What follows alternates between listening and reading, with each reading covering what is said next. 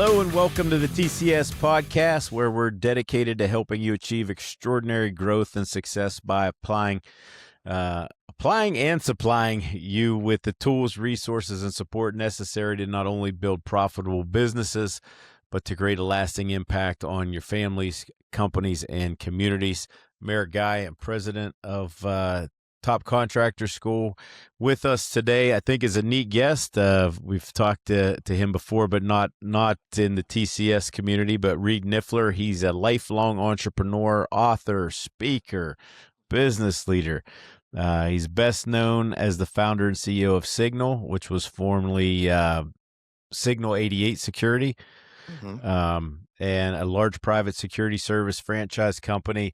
We'll talk about that too and how he scaled. But guys, this guy started ground level just like a lot of us. His father was a construction worker. Reed was a bricklayer, a framer. You go on and on. But Reed, welcome to the show. Appreciate you coming on and speaking life into our community. Yeah, thanks for having me. Excited to kind of impart some wisdom here. Yeah, so just talk about your upbringing. I mean, I like to throw that in, because you know what it's like to be a construction worker, a contractor. You've lived it. A lot of our contractors are second and third generation. So speak to that just a little bit in your upbringing. Yeah, so, I remember some of my earliest memories. My dad was, like you had mentioned, and maybe we'll even go a little bit further. He was originally a farmer, and then he was going to be a farmer, and his dad said to him, "No, you're not. You're going to go to college." And so he went to college, got a teaching degree, an education degree, and then as he graduated, he went to be an industrial arts teacher. So he learned how to farm fix things, and then and so that's where it's like teaching other kids how to do it. So that was kind of rough and tumble at the time. In fact, true story, I moved into a building here in Omaha, and the neighbor right next door, he's like, "I think I know that guy." That was one of his students who was in his 60s, late 60s at the time we moved in. So and the guy was an electrical contractor. He had become a commercial electrical contractor here and owned a business.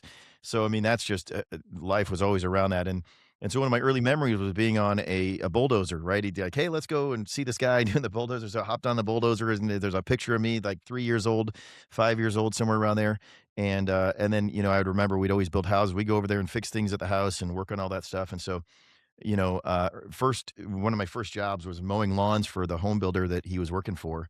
And, that home builder was cheap. So I can appreciate all these things, right? So we'd mow it every 3 weeks. And we're like, "Oh my gosh." Oh my gosh. Yeah. And I had to walk all the way there. And I remember my dad was like, "See if the water's turned on to the house so I could get a drink." That's just how you start, And so you're in the baking sun at your, I had better things I could do. And so the first job that I got when I turned 14 was working on a block crew. And I think, I remember that's the first time where I saw the impact of that. And I really, really appreciated this contractor because he was super efficient with his movements.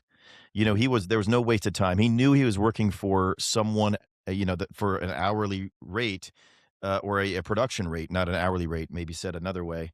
And I think so many people go and work for an hourly rate instead of a production rate. And so he then encouraged me to work for a production rate. And he said, "Hey, here's how many blocks we want you to lay an hour." At the very early, it was a contractor. He said, "Here's what you got to support 2 or 3 people." And so I remember he hired me for $4.25 an hour, which was the minimum wage here, and I was 14 years old. And then I got my first paycheck, and it was $8.75. And I go, "I thought you were going to pay me $4.25." I said, "I'm paying these guys standing up here $10 an hour, and you're working circles around them." And so it was right then that I realized production rate is much more valuable than an hourly rate, because the hourly rate's what he committed. The production rate was valuable. And so that really built my entrepreneurial career. And so then I thought, okay, how do I produce more, and what is more valuable? And so instead of being a laborer, it was more valuable to lay the blocks. And then, obviously in the block laying, I was laying the walls, and then eventually you're laying out the basement. And so then it's creating design, right? And so it's like some people are just filling in the walls, but other people have to lay that cornerstone. And so if you're thinking about that in a business, what are the cornerstones of the business that require the decision maker leader? And so over the next 3 to 4 years, he had established trust, and he would take me as we're going to these new sites, and we'd lay it out on the land. And, the thing I liked about foundation and how it's very, similar to contracting and business and the business world is if you are off just 1 degree when you lay your foundation, the whole house is off, right? If you're not flat, there. It was the original piece, and so you really had to be precise with your measurements and on the appropriate property. And that's true with any business leadership, right? That we have to have a strong, strong foundation ourselves individually as their leaders, but also from a business orientation standpoint in the direction we're going. And then others can orient around us. And so if your business is not accomplishing the goals you wanted to accomplish on a day-to-day or regular basis, think, where's the foundation? Is it stable? Is it consistent? Is it right there where my teammates and employees and customers can find me? And am I building on top of that consistently? Or am I always switching my business model? Or am I always switching pricing? Or am I always changing, my mood on a day-to-day basis? Those are all things that can just disrupt businesses and lives. So that's kind of the early upbringing. I, of course, actually, right after I graduated college, I went to work for DeWalt. Uh-huh. And that was one of my first jobs. And so I took all that I learned, because it's important to kind of build this whole process. So, Yeah. I was a framer, as you had mentioned, through college. And then I graduated, went and sold power tools. And I took the knowledge of practical understanding of how the tools worked to then theoretically go design and build and install them and also demonstrate them, right? And I think that was also critical. And then as I got towards the end of my DeWalt career, a couple of years in, I was going across the state of Nebraska, and I'd meet with farmers. And what I realized is so many people sit in a office trying to sell tools. I was in the field selling tools because I related to the people. And I think that's Hmm. a critical skill that, I always said this about my dad, who was, just a great contractor, is he could understand the theory of how a house should be built, and he could understand practically what needed to be done. And there's a lot of people that only understand practically. They know how to swing a hammer, right? And they know how to swing a hammer and hit the wall, but then theoretically they don't know what they're trying to accomplish. So the architect doesn't align with the contractor, right? He was Hmm. that intermediary that understood the contractor and communicated, and the architect that was designing it, and the homeowner that was complaining about, advising, or that was buying it, I meant to say. So, Um, let's. I'm interested in what led you to found Signal. So that mhm. was 2008, right? Yeah. Yeah. So Um, 2008. and There was an existing business. I don't know if you had a question there, if you want me to kind of tell the story. So. no, I want you to tell the story, but does this to give people some insight in here that don't know? Like, I think you have over 400 franchise locations now. Yep, Is that we're in correct? 48 states, 9 countries, and we keep growing. And so, I think And what early is it on, too? yeah. So, right out of the gate, there was a small security business here in Omaha, Nebraska, that a police officer had started, working off duty, and was doing about 300,000 a year. And before, I didn't have any experience in security, to be honest. But what I really understood was that I wanted to help others live a better life, right? And that's fundamentally what I understood. And I knew franchising was a way to do that. I could go invest in people that were independent owners, and a franchisee is somebody that owns the business but follows your program, right? Hmm. And so I knew that. And then I knew that it had to be an industry that created recurring monthly revenue, right? The problem with my dad's business when he tried to sell it was he was just, the last business he had was the house he finished. There was Yeah. no business to carry forward. And so you need recurring monthly revenue, right? And once someone bought a house, they're there 10, 15, 20 years. I mean, he had maybe a handful at best of repeat customers just because they stayed there forever or moved out of another city or whatever. And so I wanted a recurring monthly revenue business. And so then I was looking at what industry would lean itself to that or lend itself to that, and security is global and would do it. And so, so then I was looking for that industry, and I launched it. In fact, I am launching another business on the same technology platform that I built this on, and it's going to be FilterGo. It's filter replacement. Hmm. Why? Because HVAC contractors are going to be technicians, and they don't want to go change a filter. They want to go Yeah. change a unit. And so the consumers aren't changing their filters, Right. and we are just going to go have a recurring franchise model where they're changing their filters, and it's on the same software platform. So I started this business in security, and then I knew it was going to be built on two things: franchise ownership and technology. And so then over time, we build this franchise network. And as you mentioned, we're got over 400 franchisees. We're in Canada, US, of course, multiple countries in Europe, and adding Central American countries, Australia. Wow. And we're innovating with technology. And really, what are we doing that really makes the difference? It is, instead of selling an hourly time, we're selling productivity, similar to what I started Hmm. with, right? Is we are not commoditizing our hour, right? If you're a contractor and you're out there right now, you're not selling an hourly rate, you're selling a result, right? What is the byproduct of what it is that you're trying to accomplish? And if you don't know how to articulate that or communicate that, you're leaving a lot of income on the table, right? Again, and there's so many examples I can give of that, but basically understand the value to the consumer of that product and service. And I think honestly, as I look at the contracting industry directly and look at home prices here in America, they've gone up over the last 3 years because I think contractors understand the value of their time now. Mm-hmm. They recognize that it's the trade that they've crafted, they've skilled over time, but they have to understand the impact to the consumer to justify that price. Yeah. So I want to talk about your books, okay, Mm-hmm. but I want to frame it up a little bit in the fact of, encouraging our contractors on how to win. Like who's going to win? Like you said, contractors are seeing the value of the homes that they're building. So that's what kind of brought this to mind. It wasn't in my show notes, but I want you to speak to this. Your first book is Lead Exponentially, correct? The first book was Transform Through Purpose, and that's about leading self. And then the second book was Lead Exponentially, which is about leading others and building a team. All right. And then the third book that is going to be released in the summer of 2026 is Brand New, and that's how to lead organizations or find an organization to lead. Okay, so let's start with the first one, Transform Through Purpose. Tell us about that. What could our contractors get from looking into something like that? Yeah, so that particular book is designed to, in order to be a good leader of others and an organization, you need to lead yourself well, right? So if you're a contractor and you're just inconsistent in your day-to-day activities, that's going to lead to an inconsistent business. It's going to lead to inconsistent employees. It's going to lead to inconsistent customer base. So the first thing is what am I going to do consistently? Who am I? And so the first one is understanding your purpose and skill set, right? So my 14-year-old son is interested in the trades.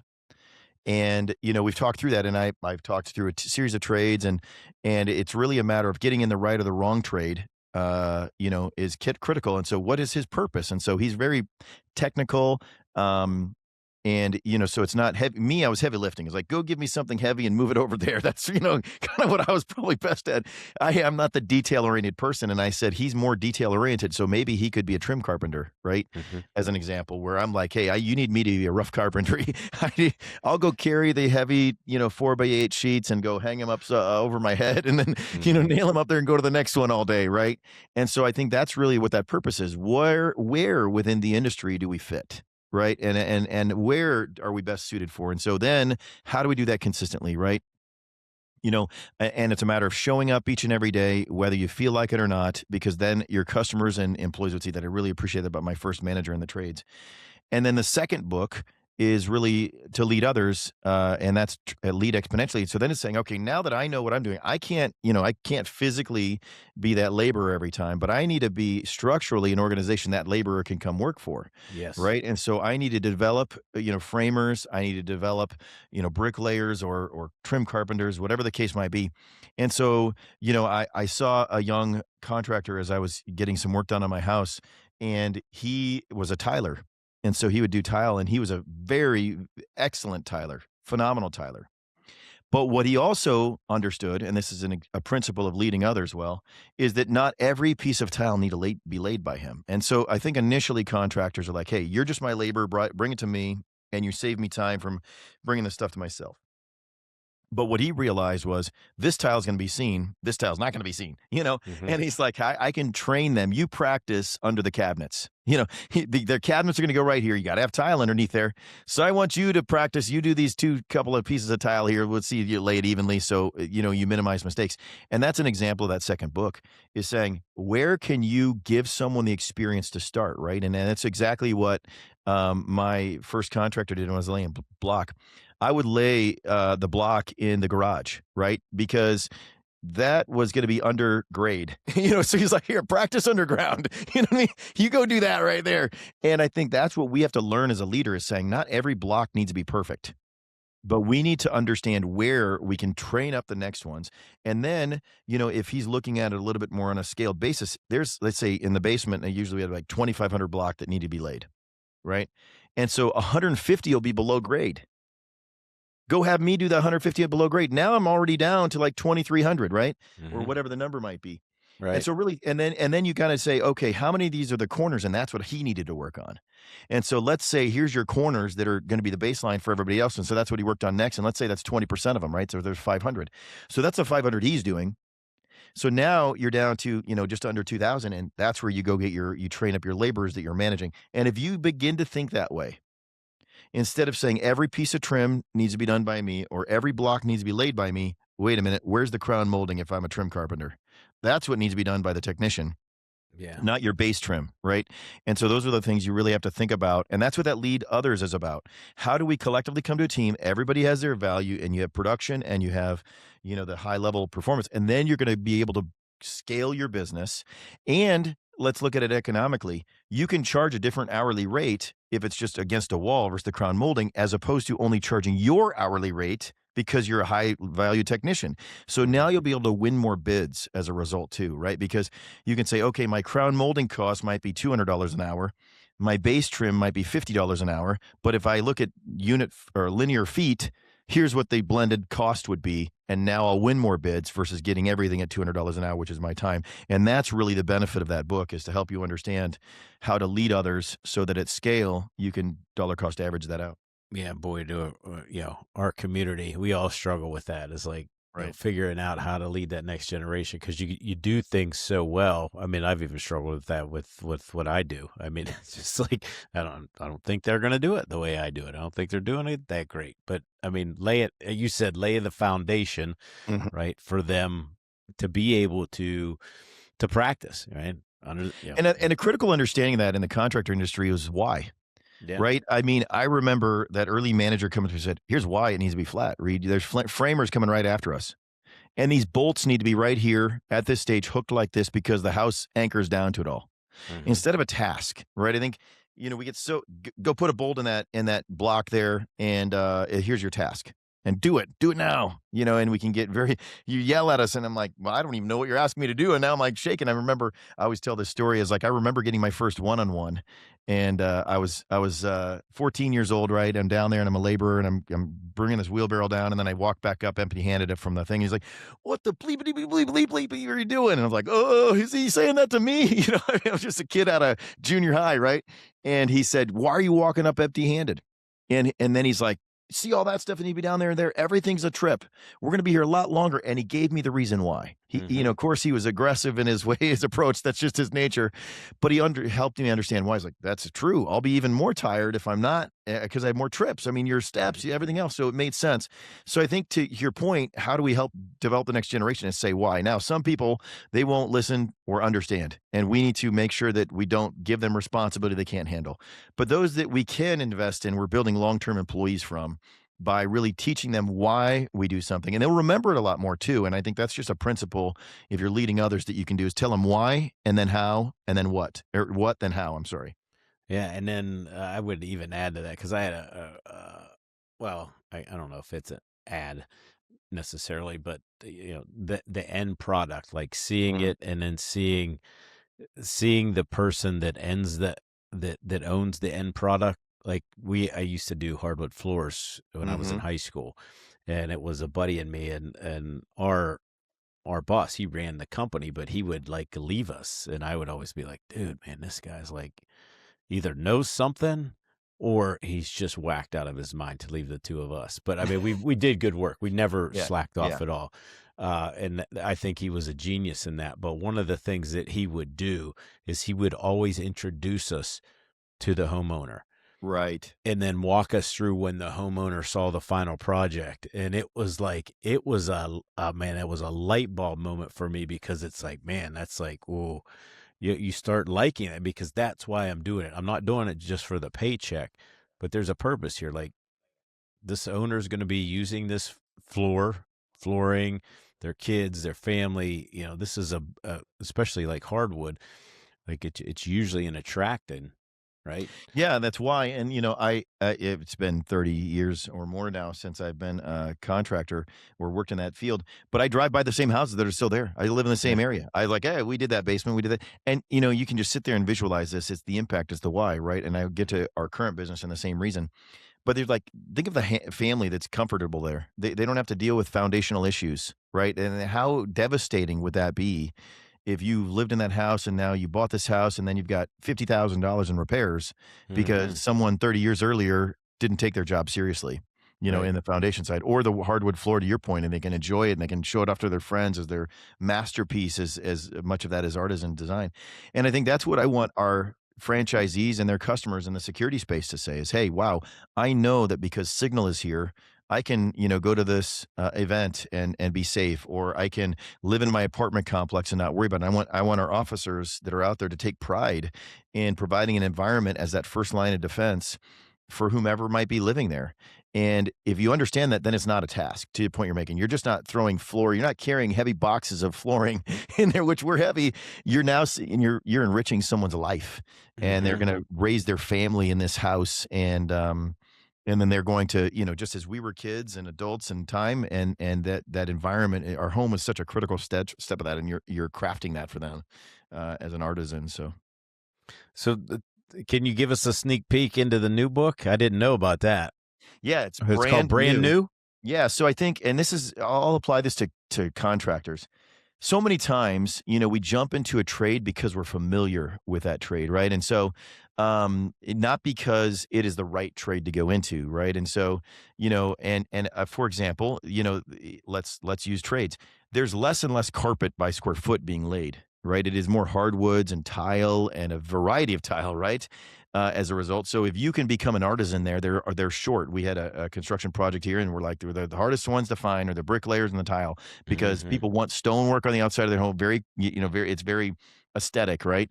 And so you're saying, what I really like, laying carpet, for example, and I don't know which aesthetics are dying or slowing down, but go to the one that's growing. And so that's what brand new is all about, assessing where the market is going. And my dad, he said overnight, HGTV specifically totally changed home building because Mhm. everybody wanted builder grade until that period of time. And so then where is the industry going? Where can you be where that's going that you want, where it's going? And so look ahead. If you're a contractor and you're saying, I need to innovate in my business, look at what people are buying, not what you've done. Where is the industry going? Be an innovator in building in that industry, and you'll build a very phenomenal business. And that's what brand new is. It's not just looking at the skills you've developed, but how those skills can layer into the next development. And don't live just in your desire or passion, but do where it's buying, because it's a balance of both. You got to have a service that you can sell that others are buying and paying a premium for, while you enjoy it. And so that's what brand new is about. When you're selecting a new product, a new service, a new way to deploy your skills, think about it in a different way than just what you enjoy doing and what you would like. Yeah, and are all these books, how do we get them? Are they on Amazon or? Yeah, they're all on Amazon, of course, anywhere you buy your books. And there's an Audible version as well, so you can just listen Okay. to them as well. Of course, brand new is not out yet, but the other two Right. are definitely Audible versions, so you can listen to that while you're, measuring or cutting or, installing or whatever you're doing. It's a little entertainment, because I remember, being on the contractor side, and we listened to the hard rock, and then I realized later that, hey, maybe we can educate ourselves and take a break from the same routine songs that they played every week for 20 years. Literally, I think they still play the songs from the 70s and 80s, and like they maybe add one or two more in, and then they go back to that. So I think you can add a podcast or some Audible book in there periodically too. Yeah, that's a great idea.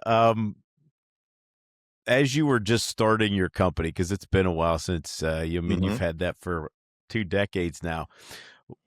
If you could go back and maybe narrow it down to the one biggest kind of leadership thing that you learned, what would you tell our audience if you could Yeah, narrow it first of down? all, I would say stick with your convictions of why you started it. You're going to get naysayers. I remember talking to my dad even 20 years into starting his business, and I'm like, he's like, I just had a bad day. This customer was late and up down. I'm a terrible contractor. This, that, and the other thing. I said, Dad, don't listen to that. They're having an emotional response.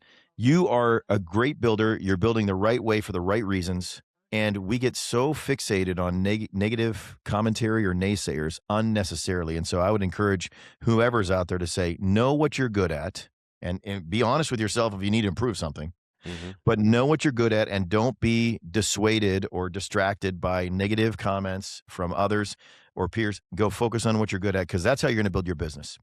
Yeah. You're not building it by sitting there beating yourself up about, complaints or negative information. So do that for sure early on. Yeah. And then lastly, any good pieces of advice that you could think of for our community here? Any last snippets? Yeah, for sure. Your future is in your hands, right? I mean, we can get so fixated on the economy and, the construction trades and finding labor and everything else.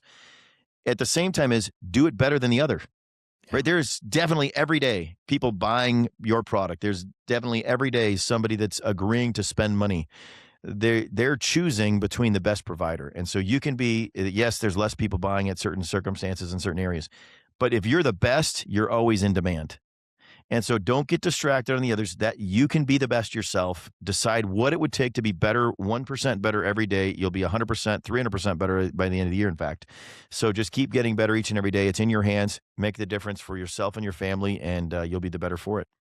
I appreciate it, man. Would love to have you back on, Reed. This has been a great conversation, been real quick, but hopefully we can have you back on.